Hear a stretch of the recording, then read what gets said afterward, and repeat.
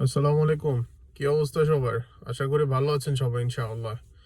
বাংলাদেশ এই যে ভারতের কাছে বিশাল বড় ব্যবধানে ম্যাচটা হারলো, এই ব্যাপারে সবার অনুভূতিটা আসলে কি?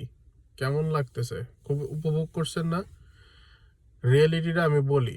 ম্যাচ শুরুর আগে, ম্যাচ চলাকালীন সম্ভবত আমি বলছিলাম যে বাংলাদেশ যে পাকিস্তানের সাথে ২টা ম্যাচ জিতছে, ওই ২টা ম্যাচ হচ্ছে ফ্লুক।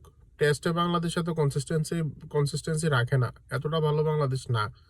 কিন্তু প্রবলেমটা হচ্ছে কোথায় জানেন? ২টা ম্যাচ জিতার পরে আমি বলছিলাম যে যেইভাবে হচ্ছে আমাদের সো কল্ড ক্যাপ্টেন, আমি ওরা ক্যাপ্টেন মানিই না, সো কল্ড ক্যাপ্টেন যেমনে হচ্ছে যে ট্রফি নিয়ে ঘুরা বেড়াইছে, ট্রফি নিয়ে ঘুমাইছে, মেসির মতো পোজ দিছে, অ্যাজ ইফ বাংলাদেশ একটা বিশাল বড় কিছু অর্জন করে ফেলাইছে। ভাই তখনই আমি বলছিলাম যেই দল একটা সিরিজ জিতার পরে বলতে পারে এটা আমাদের ক্রিকেট ইতিহাসে সবচাইতে বড় অর্জন, আপনি বুঝে নেন যে digester is yet to come, এবং সেটাই হয়েছে। আহ, দিন শেষে হচ্ছে যে ভারতের কাছে বিশাল বড় ব্যবধানে হারছে, ওদেরকে হচ্ছে যে আকাশের চূড়া থেকে মাটিতে নামায় আনা হয়েছে। আর যে সমস্ত সাংবাদিকরা, মানে আমি সাংবাদিক বলবো না, এদেরকে হামবাদিক বলবো, যারা যারা হচ্ছে যে একটা সিরিজ জিতার পরে মানে একেবারে তুলতে তুলতে এভারেস্টের উপরে যদি আর কোনো পাহাড় থাকতো, পর্বত থাকতো, ওইখানে তুইলা ফালাইতেন। ঠিক আছে? তো এখন এই কি জানি বলে হচ্ছে যে এই যে খেলাটা হারলো, এখন আবার ছাঁচাছোলা মন্তব্য কেন করতেছেন আপনারা? আমার কথা হচ্ছে আপনারা একটা ব্যালেন্স করে না, আপনারা হচ্ছে যে এদেরকে প্রমোটও করেন, আবার এদেরকে ডিমোটও করেন। ঠিক আছে?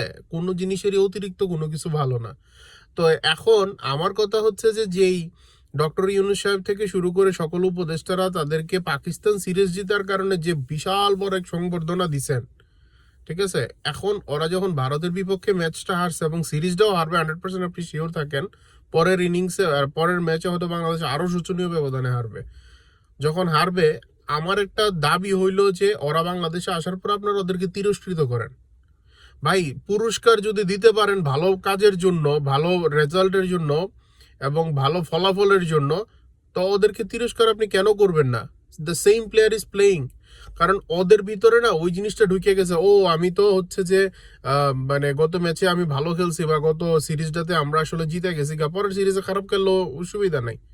ভাই কোনো কম্পিটিশন তৈরি করতে পারেন পুরো একটা ম্যাচের মধ্যে, আপনি চিন্তা করতে পারেন ওরা ক্রিকেট খেলতেছে।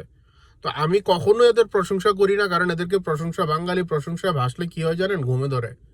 ওই তন্দ্রা, শীতনিদ্রা, এটা একটা ধরনের শীতনিদ্রা। ঠিক আছে? ওই শীতনিদ্রা ভাঙতে অনেক সময় লাগবে। ঠিক আছে? সামনের ম্যাচে ভালো করবে এই প্রত্যাশা আমি করছি না, কিন্তু কতটুকু সম্মানজনক ব্যবধানে হাঁটতে পারে সেটা নিয়ে আমি আসলে ভাবতেছি। ঠিক আছে? আপনারা কি কি ভাবতেছেন জানাইন। আল্লাহ হাফিজ, আসসালামু আলাইকুম।